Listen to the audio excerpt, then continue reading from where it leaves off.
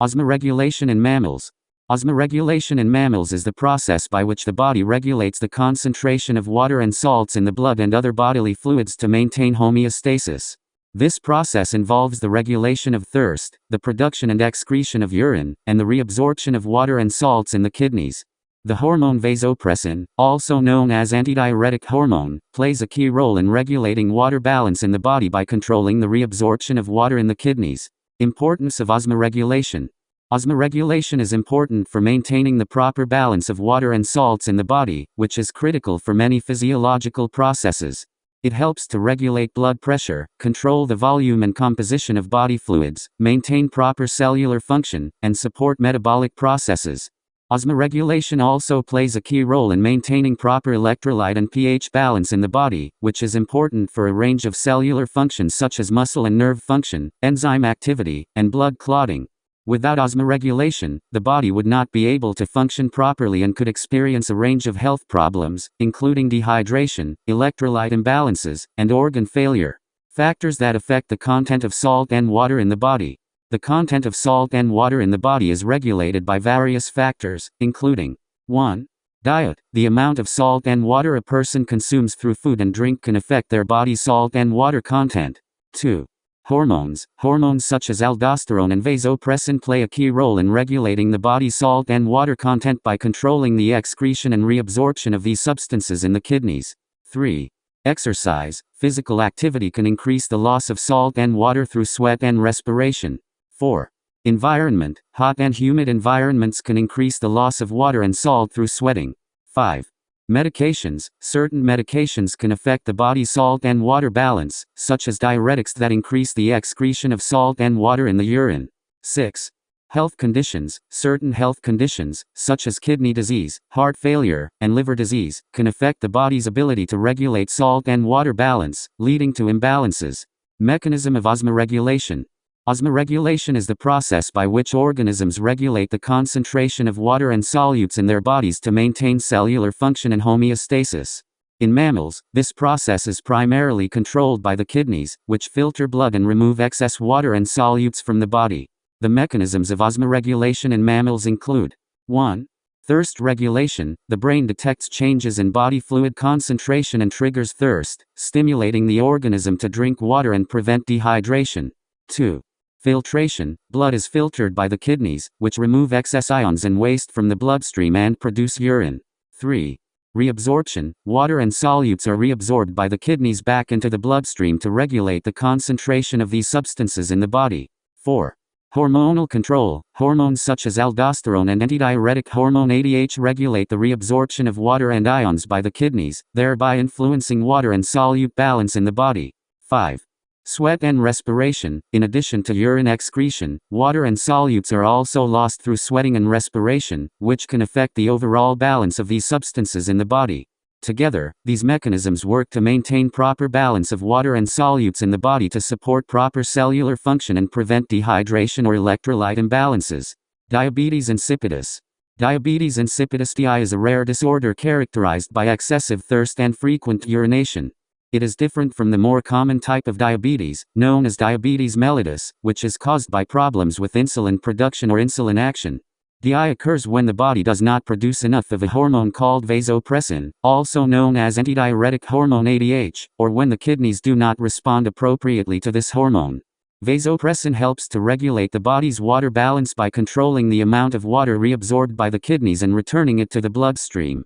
Without enough vasopressin, the kidneys become less efficient at reabsorbing water, resulting in an increased volume of diluted urine and dehydration. Symptoms of DI may include frequent urination, excessive thirst, dry mouth, and dehydration. DI can be caused by a range of factors, including head injury, pituitary gland disorders, certain medications, or genetic mutations. Treatment for DI typically involves replacement therapy with synthetic vasopressin, which can help to manage symptoms and restore proper water balance in the body. Role of aldosterone hormone in osmoregulation. Aldosterone is a hormone produced by the adrenal gland in response to the renin-angiotensin-aldosterone system, RAS. It plays a critical role in osmoregulation by regulating the balance of certain ions and water in the body. Aldosterone acts on the kidneys to increase the reabsorption of sodium ions from the urine back into the bloodstream. This process leads to increased retention of sodium and water in the body, while also promoting the excretion of potassium ions in the urine. As a result, aldosterone helps to maintain proper levels of sodium and potassium in the body, which is critical for proper cellular function. Aldosterone also plays a role in maintaining normal blood pressure by increasing the production of certain proteins that constrict blood vessels, leading to an increase in blood volume and pressure. Factors such as low blood pressure, low blood volume, and low levels of sodium ions in the blood can stimulate the release of aldosterone from the adrenal gland, helping to restore proper electrolyte balance and blood pressure levels. Conversely, high levels of aldosterone can lead to an excess accumulation of sodium and fluids in the body, which can lead to conditions such as high blood pressure and fluid retention. Regulation of pH of body fluids. The pH of body fluids is regulated through a variety of mechanisms involving both the respiratory and renal systems, as well as certain buffers in the blood. 1.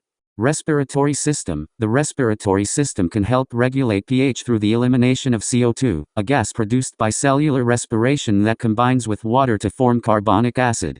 When the body experiences an increase in acidity-decreased pH, the respiratory system can increase the rate and depth of breathing, allowing for more CO2 to be expelled from the lungs and reducing the level of carbonic acid in the blood. Conversely, if the body experiences a decrease in acidity-increased pH, the respiratory system can decrease the rate and depth of breathing, allowing for more CO2 to be retained and increasing the level of carbonic acid in the blood. 2. Renal system. The renal system can also help regulate pH by secreting hydrogen ions into the urine and reabsorbing bicarbonate ions from the urine back into the bloodstream. This process allows the body to eliminate excess acids or bases in the urine and maintain normal pH levels in the blood. 3. Buffers. Buffers such as bicarbonate, phosphate, and protein can help regulate pH by binding to excess hydrogen ions or releasing hydrogen ions when needed. Bicarbonate is the most important buffer in the blood, as it is present in high concentrations and can quickly bind to or release hydrogen ions to maintain pH balance. Overall, the regulation of pH in body fluids is a complex process involving multiple systems and mechanisms to maintain a delicate balance of acid and base. Factors which can lead to decrease or increase of salt and water in the body. Factors leading to decrease in salt and water in body. 1. Dehydration, loss of excessive water from the body due to sweating, diarrhea, vomiting, or insufficient water intake can cause a decrease in salt and water. 2. Diuretics, certain drugs, such as diuretics, can increase the excretion of salt and water in urine, leading to a decrease in salt and water in the body. 3. Kidney diseases or disorders such as renal tubular acidosis or nephrotic syndrome can cause excessive salt and water to be lost through the urine. Factors leading to an increase in salt and water in body. 1. High salt intake. Consuming high levels of salt in the diet can cause an increase in sodium levels in the blood, leading to an increase in salt and water retention in the body. 2. Hormonal imbalances. Certain hormonal imbalances, such as low levels of aldosterone or excessive release of antidiuretic hormone ADH, can cause an increase in salt and water retention in the body. 3. Heart and liver diseases. Certain heart and liver diseases, such as heart failure or cirrhosis of the liver, can lead to an increase in salt and water retention in the body due to impaired function of these organs. Revision exercise. 1. Give the differences between crenation and hemolysis. Crenation and hemolysis are the phenomena that occur when cells are placed in solutions of different tonicity. The main differences between crenation and hemolysis are as follows. 1. Definition. Crenation refers to the process of shrinkage of animal cells when placed in a hypertonic solution, resulting in the formation of irregular projections on the cell membrane. In contrast, hemolysis refers to the rupture or disintegration of red blood cells when placed in a hypotonic solution. 2. Occurrence. Crenation occurs in animal cells, including red blood cells, when placed in a hypertonic solution. Hemolysis, on the other hand, occurs only in red blood cells when placed in a hypotonic solution. 3. Characteristics. In crenation, the cell membrane of the cell shrinks and forms irregular projections, but the cell remains intact. In hemolysis, the cell membrane ruptures, and the cell contents leak out into the extracellular fluid. 4. Resulting solution tonicity. When crenation occurs, the resulting solution is hypertonic.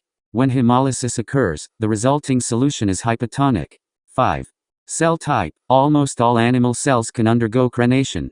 Hemolysis is exclusive to red blood cells. In summary, crenation and hemolysis are two opposite phenomena that occur in different types of cells when they are placed in solutions of different tonicity. 2. Outline the various factors that affect the content of salt and water in the body. The content of salt and water in the body can be influenced by various factors, including 1. Fluid intake. The amount and type of fluids consumed by an individual can affect the level of salt and water in the body. Insufficient water intake can lead to dehydration, which can cause a decrease in salt and water in the body. Conversely, excessive fluid intake can lead to an increase in salt and water in the body. 2. Diet. A diet that is high in salt can lead to an increase in sodium levels in the blood, which can cause an increase in salt and water retention in the body. On the other hand, a low-salt diet can result in a decrease in salt and water retention in the body. 3. Kidney function. The kidneys play a vital role in regulating the balance of salt and water in the body. If the kidneys are not functioning correctly, they may not be able to remove excess salt and water from the body, leading to an increase in salt and water retention. 4. Hormonal factors. Hormones such as aldosterone and antidiuretic hormone ADH can affect the regulation of salt and water in the body. Low levels of aldosterone can cause a decrease in salt and water retention, while the excessive release of ADH can lead to an increase in salt and water retention. 5. Medications. Certain medications, such as diuretics, can increase the excretion of salt and water in the urine, leading to a decrease in salt and water in the body. 6. Exercise. Intense physical activity, particularly in hot weather, can result in excessive sweating, leading to a loss of salt and water from the body. In summary, the content of salt and water in the body can be affected by various factors, including fluid intake, diet, kidney function, hormonal factors, medications, and exercise. 3. What is the role of aldosterone hormone in osmoregulation? Aldosterone is a hormone that is involved in the regulation of salt and water balance in the body, which is an important aspect of osmoregulation. Specifically, aldosterone acts on the kidneys to stimulate the reabsorption of sodium salt and water from the urine into the bloodstream, thereby increasing the concentration of sodium in the blood and maintaining blood pressure. When the body senses low blood pressure or low blood sodium levels, it signals the adrenal glands to release aldosterone into the bloodstream. Aldosterone then travels to the kidneys and binds to receptors on the cells of the distal tubules and collecting ducts in the nephrons, which are the functional units of the kidney. These cells respond to aldosterone by increasing the reabsorption of sodium ions from the urine into the bloodstream and, as a result, increase the water reabsorption as well. The net effect is that the body retains more salt and water, which increases blood volume, and maintains blood pressure within normal range. In summary, aldosterone hormone plays a crucial role in osmoregulation by regulating the reabsorption of salt and water in the kidney, which helps to maintain the balance of salt and water in the body and modulates blood pressure.